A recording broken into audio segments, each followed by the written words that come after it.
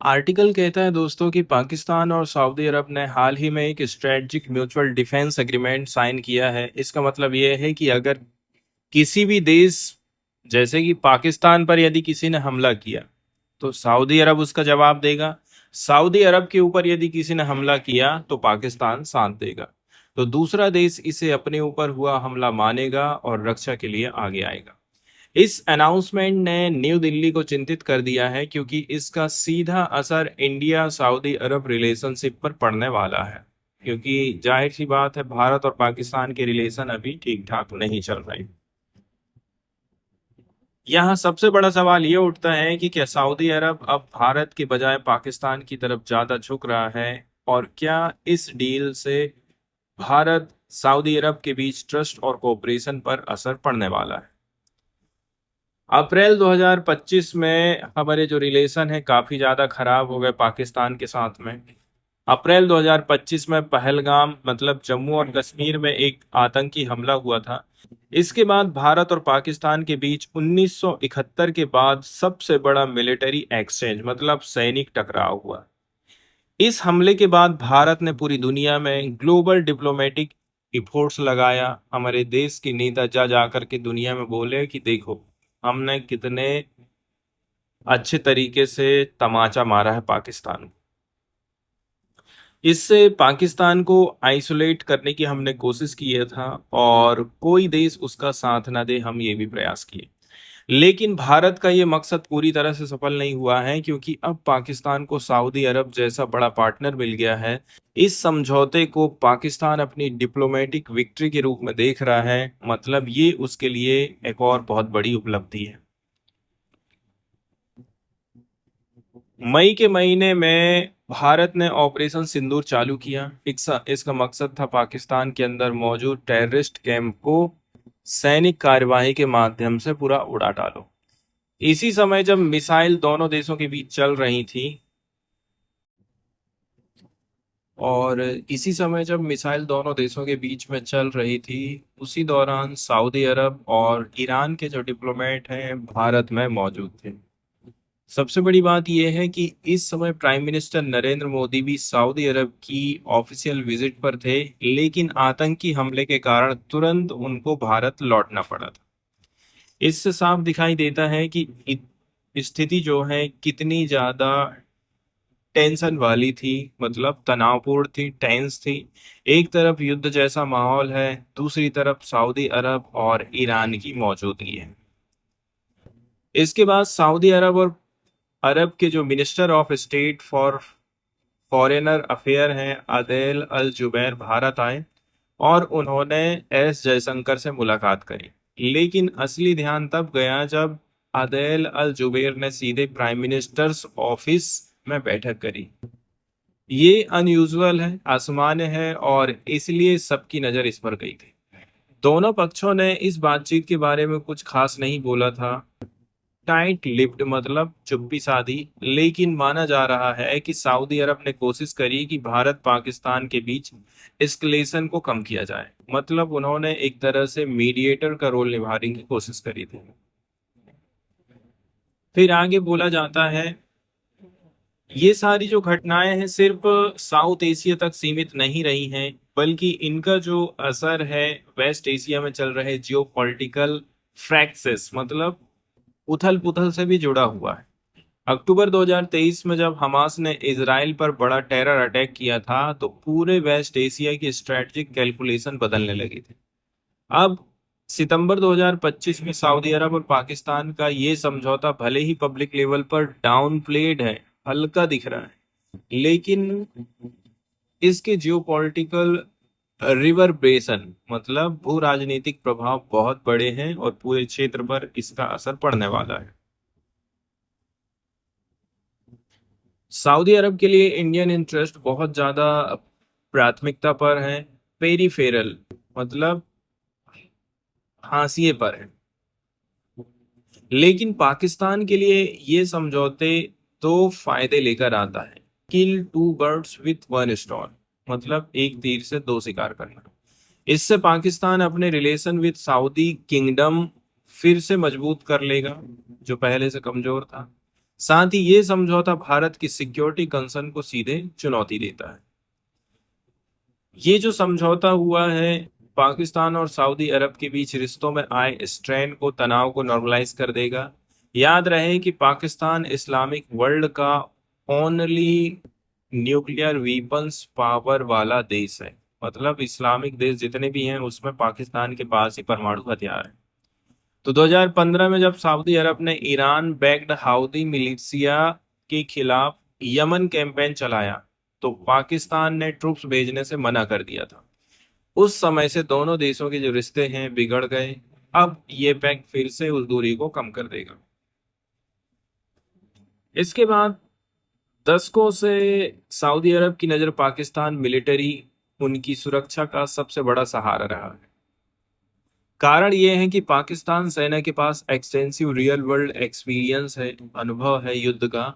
और ये अनुभव ज्यादातर इंडिया के खिलाफ वार्स और कॉन्फ्लिक्ट से मिला है। इसलिए सऊदी अरब मानता है कि पाकिस्तान की सेना उसकी डोमेस्टिक सिक्योरिटी और रीजनल सिक्योरिटी को मजबूत कर देगी।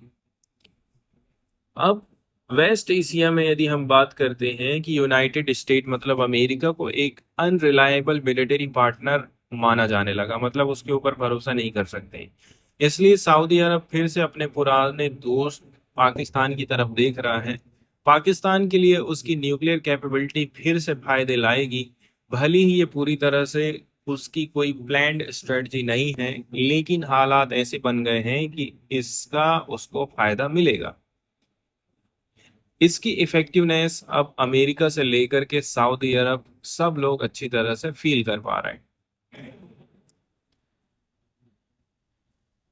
इसके बाद जो वेस्टर्न पश्चिमी मीडिया है, न्यूज चैनल, टीवी वाले हैं, उनकी रिपोर्ट कहती है कि ये डील अचानक नहीं हुई है, बल्कि इसके पीछे 3 साल से तैयारी चल रही थी। भारत के मिनिस्ट्री ऑफ एक्सटर्नल अफेयर ने भी बोला है कि उन्हें पहले से इसकी जानकारी थी कि सऊदी अरब और पाकिस्तान के बीच ऐसा कोई समझौता हो सकता है। मतलब ये किसी के लिए शौक वाली घटना नहीं है, बल्कि एक एक्सपेक्टेड डेवलपमेंट था।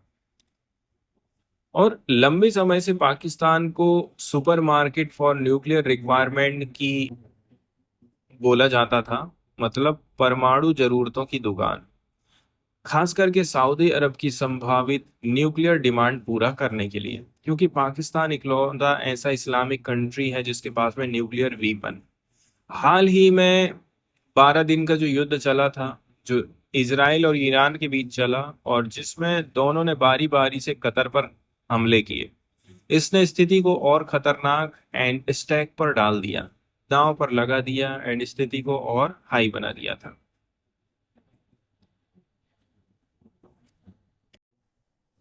शुरुआत करते हैं दोस्तों आज के द हिंदू न्यूज़पेपर की हम एडिटोरियल वाले हिस्से के साथ में। पहला जो एडिटोरियल डिस्कस करेंगे ये Bharat, Pakistan and Saudi Arabia तीनों पर केंद्रित है।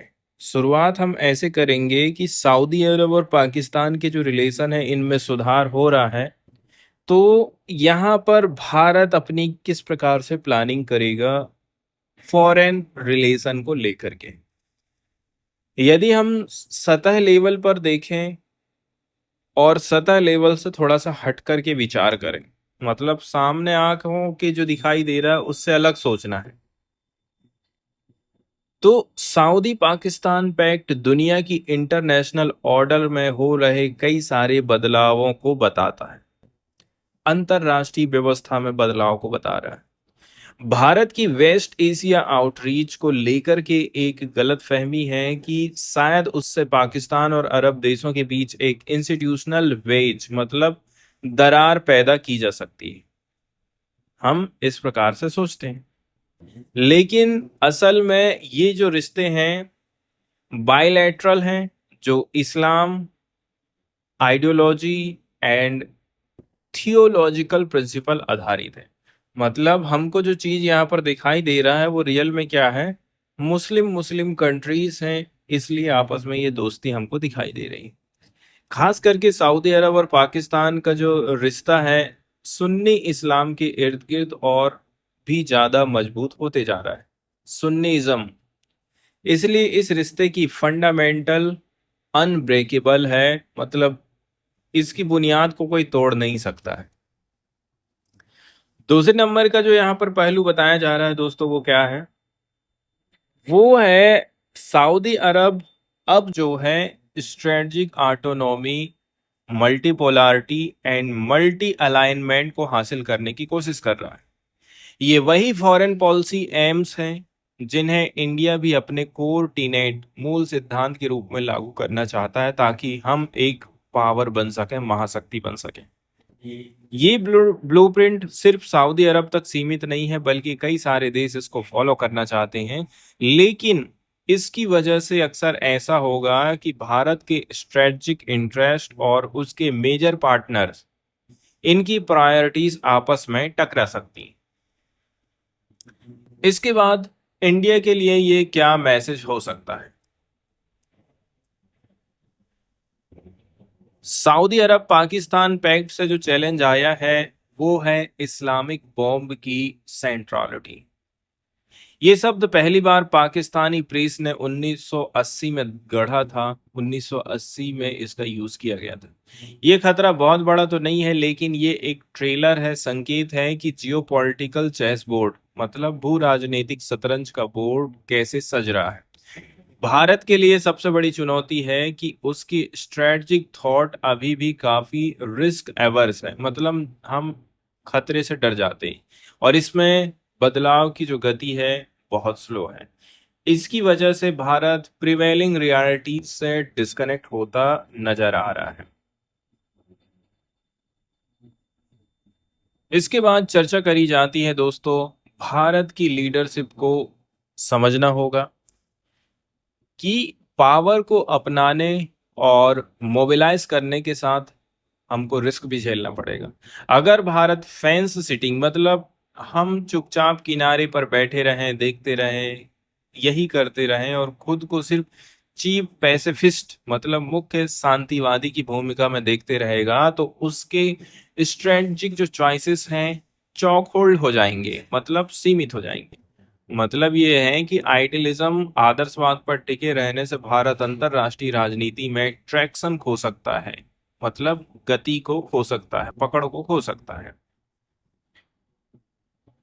आगे राइटर का कहना है कि आज की जो दुनिया है लगातार रीसेप्ड हो रही है और ये भारत का इंतजार नहीं करने वाली है कि it is time for me, when for me. मतलब ऐसा है कि दुनिया इंतजार नहीं करेगी भारत का नंबर कब लगने वाला है। सऊदी पाकिस्तान पैक्ट असल में इस्लामाबाद और खास करके पाकिस्तान आर्मी की चाल है, उन्हीं की ये प्लानिंग है। क्या है कि वे ग्लोबल ऑर्डर और वेस्टर्न ऑर्डर में आई डिसरप्शन और क्रिवासिस, मतलब अशांति और दरारों का फायदा उठा रहे हैं। हो सकता है कि दुनिया को रिसेप करने का ऐसा मौका इसी सदी में दोबारा ना मिले। इसलिए अब भारत को अपनी कैलकुलेशन सही करना है और एक्ट विथ रिजॉल्व करना होगा।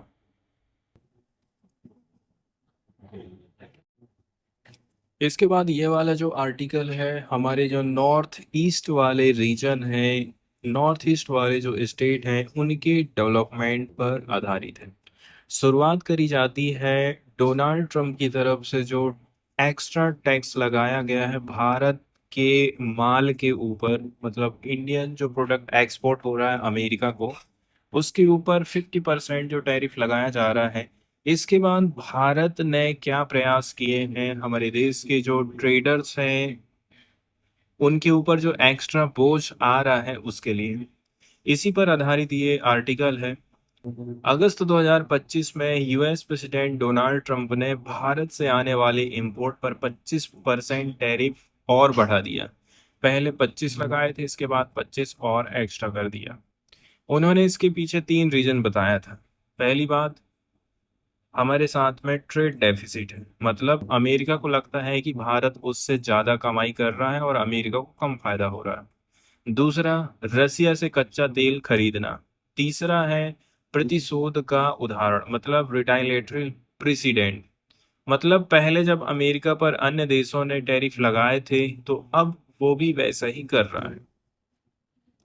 हालांकि देखा जाए भारत ने यहाँ पर ज्यादा कोई कड़ा जवाब नहीं दिया है, मतलब इंडिया ने संयमित भाषा मेजर्ड लैंग्वेज। भारत ने कोई कठोर या फिर आक्रामक बयान नहीं दिया। दूसरी बात है क्लोज्ड डोर डिप्लोमेसी, गुप्त कूटनीति। मतलब हम बातचीत जो है ऐसे करेंगे कि किसी को पता ना चले। नो पब्लिक रिटाइलेशन, मतलब सार्वजनिक प्रतिशोध नहीं। भारत ने अमेरिका को जवाबी टैक्स या फिर सीधा सीधा कोई हमला नहीं किया था। अब ये जो स्थिति बनी हुई है ये कोई नई स्थिति नहीं है। वाशिंगटन ने भारत के ऊपर कई बार चोट की है। मतलब अमेरिका ने एक तरफा फैसला लिया है। दूसरी बात, इंडिया एब्जॉर्ब, भारत ने सहन कर लिया है। मतलब भारत ने कोई खुल करके जवाब नहीं दिया था, स्थिति को सहन कर लिया था। इसके बाद ऑफिशियल नैरेटिव में इसे बस बायलैटरल टर्बुलेंस, मतलब द्विपक्षीय अस्थिरता या फिर द्विपक्षीय तनाव का एक और मामला बताया गया था। लेकिन रियल में ये टैरिफ सिर्फ इंडिया यूएस के बीच प्रॉब्लम नहीं है, ये भारत के अंदर की फॉल्ट लाइन को बताता है। यहाँ पर असली मुद्दा सिर्फ ट्रेड इम्बैलेंस नहीं है बल्कि एक गहरी स्पाइटियल इम्बैलेंस है। मतलब दोनों देशों के अलग अलग हिस्सों में व्यापार और विकास का संतुलन जो है गड़बड़ हो गया है और नई दिल्ली लंबे समय से इसको रिफ्यूज टू रेकन विद कर रही, मतलब एक्सेप्ट नहीं कर रही है। इसके बाद राइटर मूल मुद्दे के ऊपर आते हैं और बताते हैं कि भारत की एक्सपोर्ट इकोनॉमी बहुत ज़्यादा सेंट्रलाइज है। मतलब मात्र 4 स्टेट ऐसे हैं, गुजरात, महाराष्ट्र, तमिलनाडु और कर्नाटका, पूरे भारत के 70% से ज़्यादा एक्सपोर्ट में योगदान दे रहे हैं। इसमें अकेला गुजरात ही 33% से ज़्यादा हिस्सेदारी रखता है। ये कंसंट्रेशन, एक ही जगह पर अत्यधिक जमाव कोई एक्सीडेंट नहीं है, संयोग नहीं है, बल्कि इसके पीछे लंबे समय से बनी हुई पॉलिसी एंड परिस्थिति है, तब जाकर के ऐसा हो पा रहा है। इन 4 राज्यों में गुजरात, महाराष्ट्र, तमिलनाडु, कर्नाटका में दशकों से अलाइनमेंट बना हुआ है। जैसे कि बढ़िया बढ़िया यहाँ पर बंदरगाह हैं, हाईवे हैं, इंडस्ट्रियल हब बने हैं।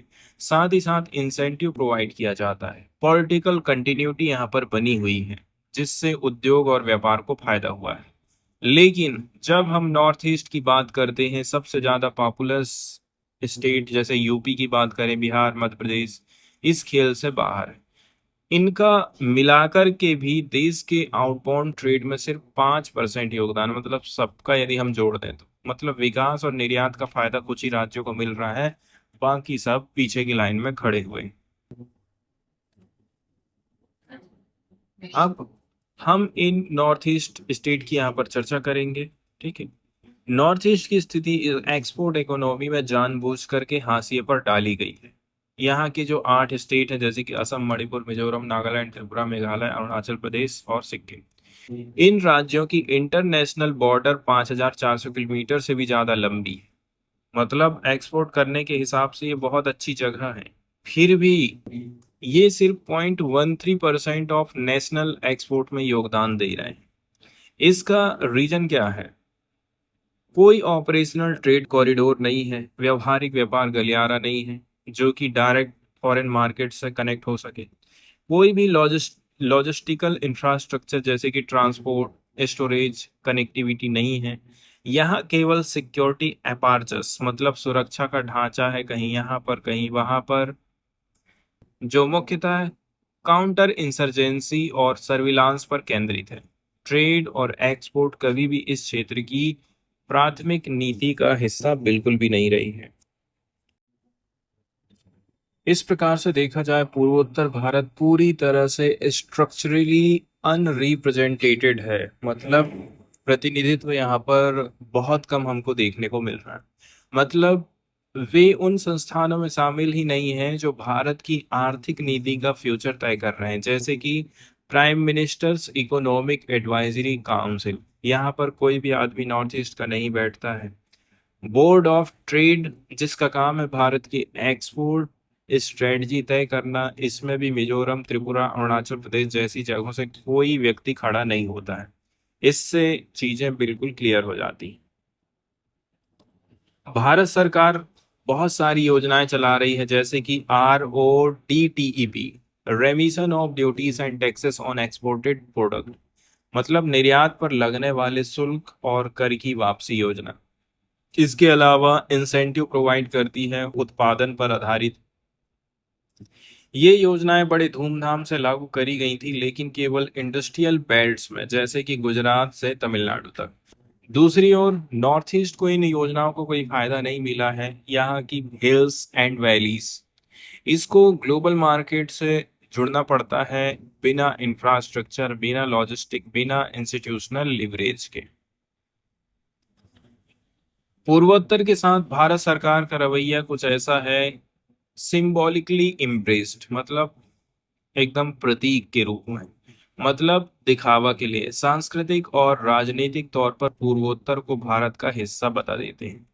इकोनॉमिकली ऑर्फन्ड है, मतलब आर्थिक रूप से अनाथ, लेकिन असली आर्थिक नीति में इनको पूरी तरह से नजरअंदाज कर दिए। जैसे कि 2024 में directorate general of foreign trade ने एक स्ट्रेटजिक एक्सपोर्ट प्लान निकाला, 87 पेज का था, लेकिन इसमें नॉर्थ ईस्ट कॉरिडोर पर एक सेक्शन भी नहीं हुआ।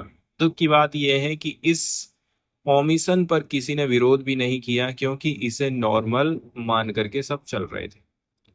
फिर असम की टी इकोनॉमी बुरी हालत में है। प्राइस स्टेगनेट है, मतलब चाय की कीमत बढ़ी नहीं है। इसके अलावा लेबर शॉर्टेज है।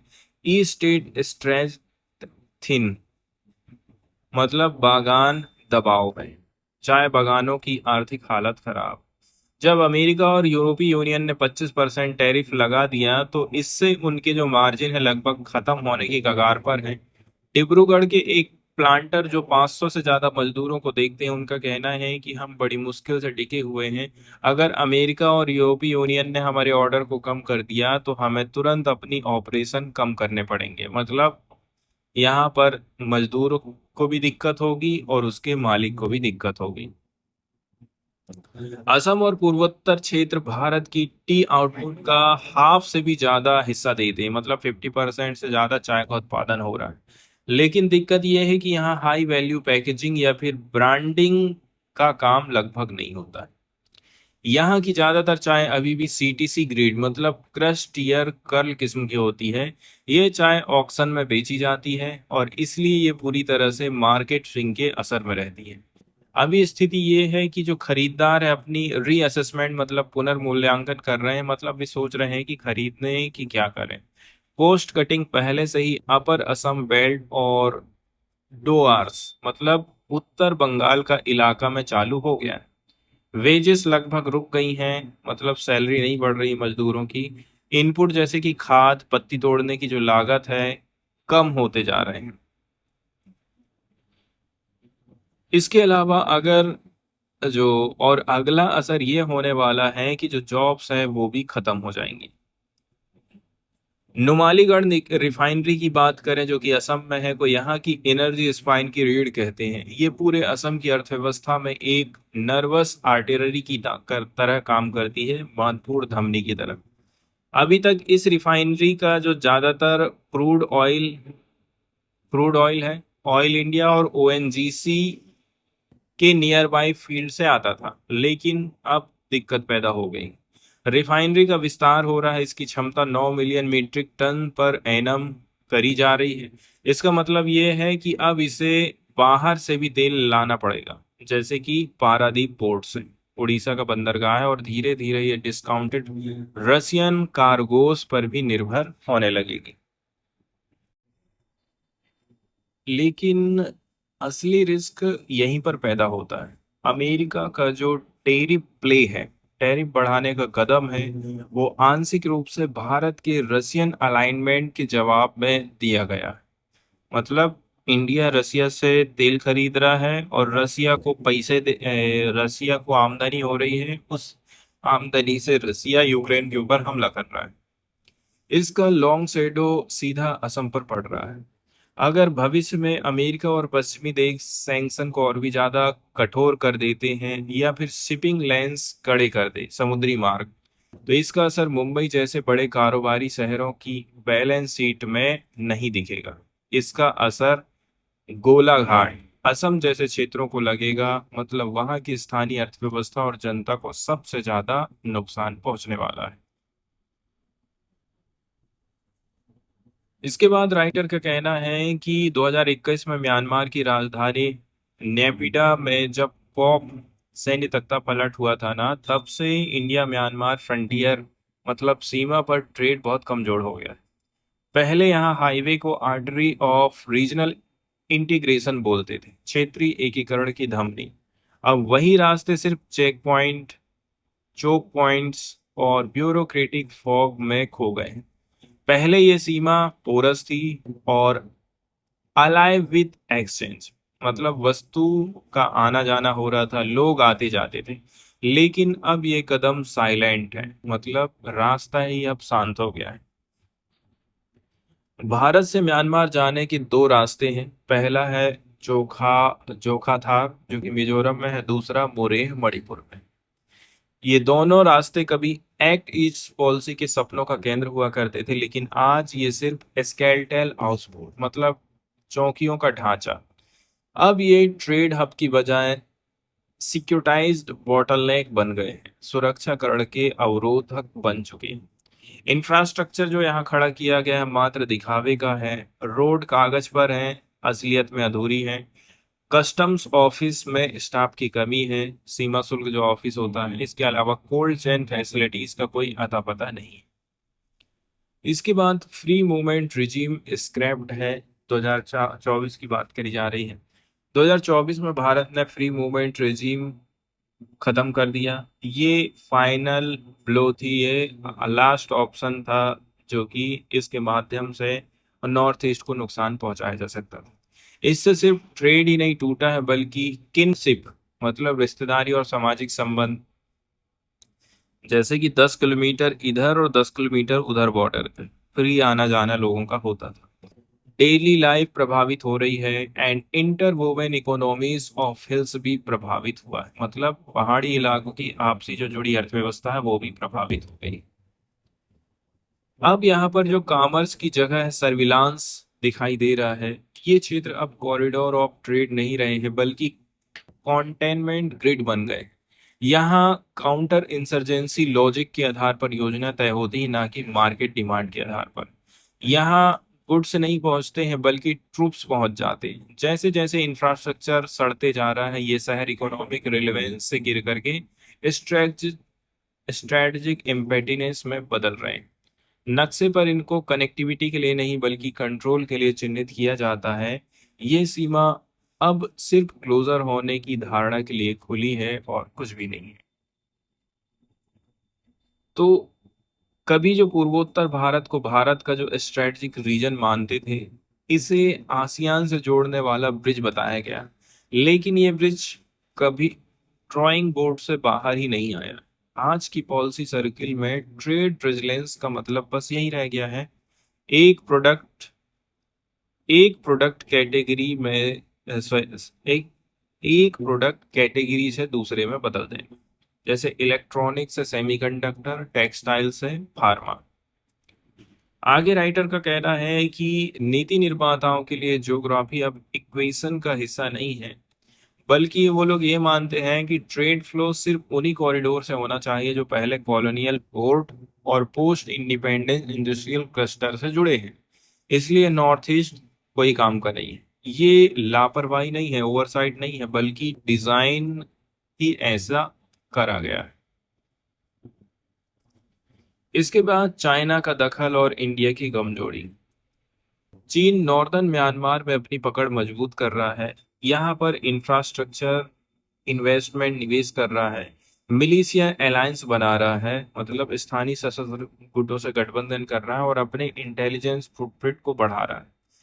जबकि भारत अपने सीमांत क्षेत्रों को नजरअंदाज कर रहा है। India Myanmar Thailand trilateral highway जो मोरेह से शुरू होता है, आज खत्म हो चुका है जंगल। भारत की बॉर्डर पॉलिसी अब कॉमर्स पर नहीं, बल्कि सर्विलांस पर बेस्ड हो चुकी है।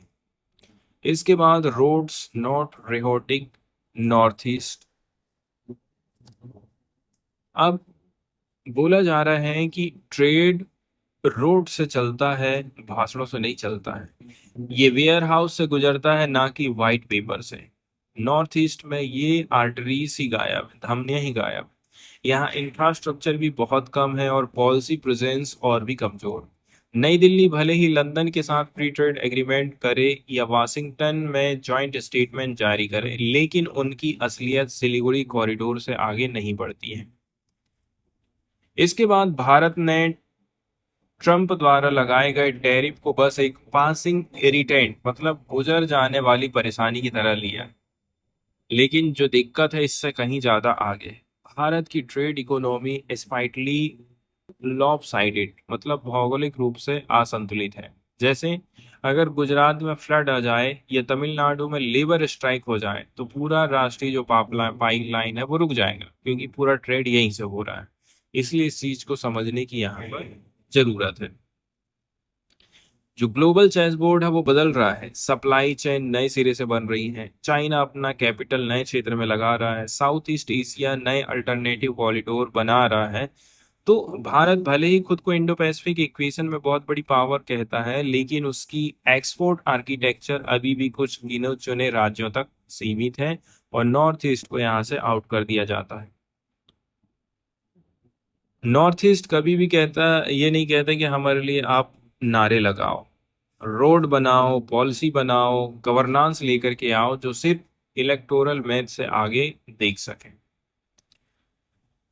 तो लेकिन दुनिया लगातार बदल रही है, ट्रेड रिसेप्शन अब सामान्य हो चुका है, कॉरिडोर बदल रहे हैं। अब भारत की डिले एक डिजाइन जैसी लगने लगी है, पॉलिसी जैसी लगने लगी है।